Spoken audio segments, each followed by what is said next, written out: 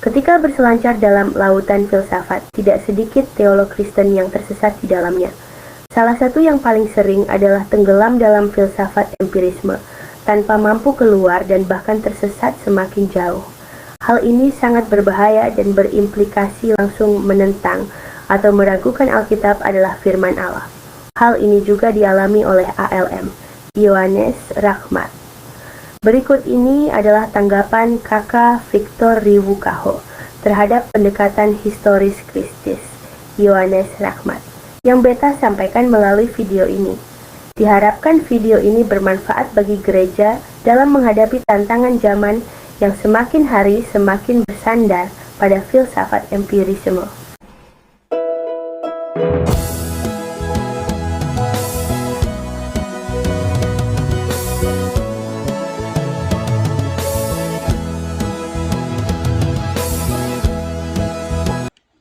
Kritik terhadap pendekatan historis kritis Ioannes Rahmat, memuar tokoh kontroversi dalam kekristenan di Indonesia oleh Victor Riwukaho. Prolog, artikel ini mengkaji secara kritis pendekatan teologi Ioannes Rahmat yang berbasis historis kritis dan empirisme sains modern. Melalui analisis epistemologis, ontologis, dan logis, dipaparkan bahwa pendekatan Ioannes mereduksi realitas iman Kristen. Artikel ini juga menunjukkan keterbatasan pengalaman empiris dan induksi sebagai metode tunggal dalam mengevaluasi kebenaran transenden dan menekankan pentingnya integrasi antara nalar dan wahyu dalam memahami iman Kristen. Ioannes Rahmat, seorang teolog Indonesia, mengadopsi pendekatan historis kritis berbasis sains modern untuk membongkar dogma-dogma Kristen tradisional. Ia menolak mujizat literal, menafsir kebangkitan Yesus secara metaforis, dan menempatkan Alkitab sebagai produk historis manusiawi. Namun, pendekatan ini mengandung kelemahan mendasar baik secara epistemologis, ontologis, maupun logis.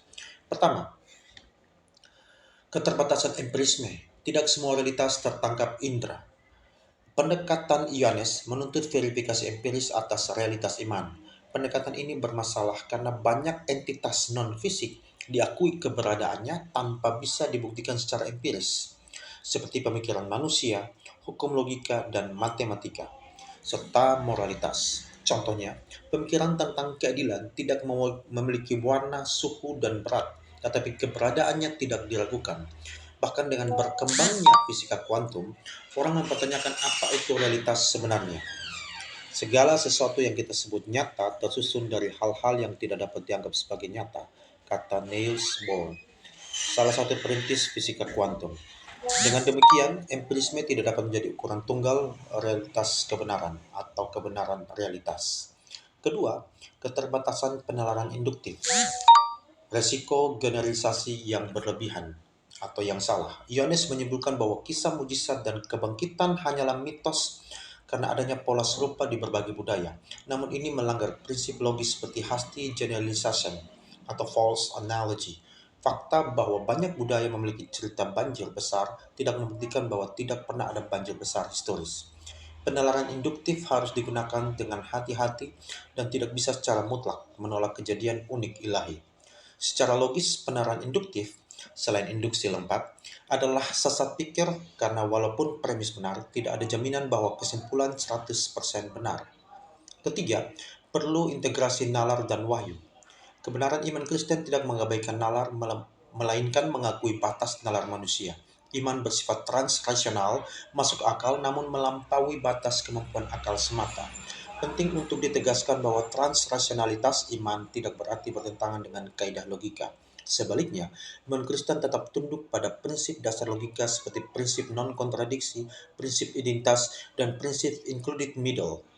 Dengan demikian, meskipun aspek-aspek iman melampaui nalar, iman tersebut tetap mempertahankan koherensi logis dan tidak bertentangan dengan hukum-hukum berpikir yang sah.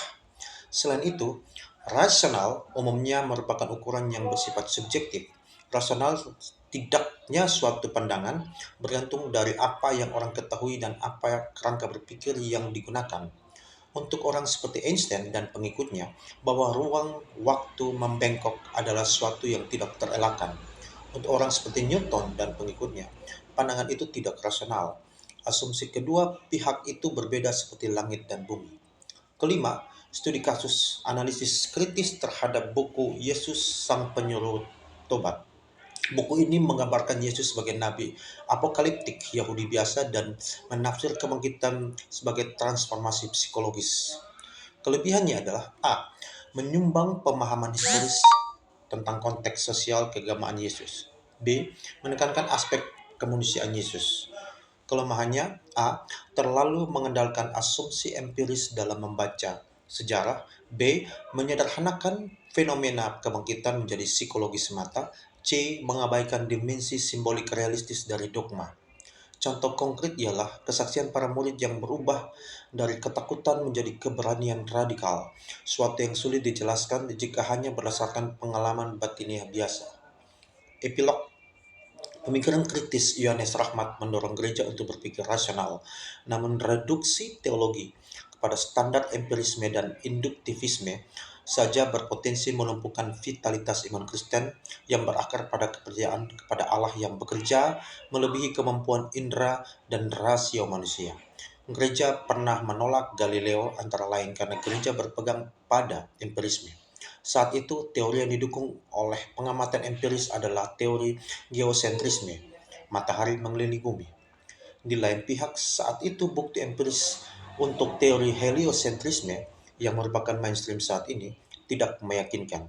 Akankah gereja dan orang Kristen kembali terantuk pada batu yang sama dengan gereja di abad pertengahan? Semoga tidak. Selamat jalan duluan ke keabadian, Pak Yohanes. Harapan saya kelak kita berjumpa di sana. Karena meski saya sering menyimak tulisan-tulisan Anda, sayangnya selama ini di dunia yang fana ini kita tidak pernah berjumpa tatap muka. Doa saya kiranya segenap keluarga duka mendapatkan kekuatan dan penghiburan. Amin.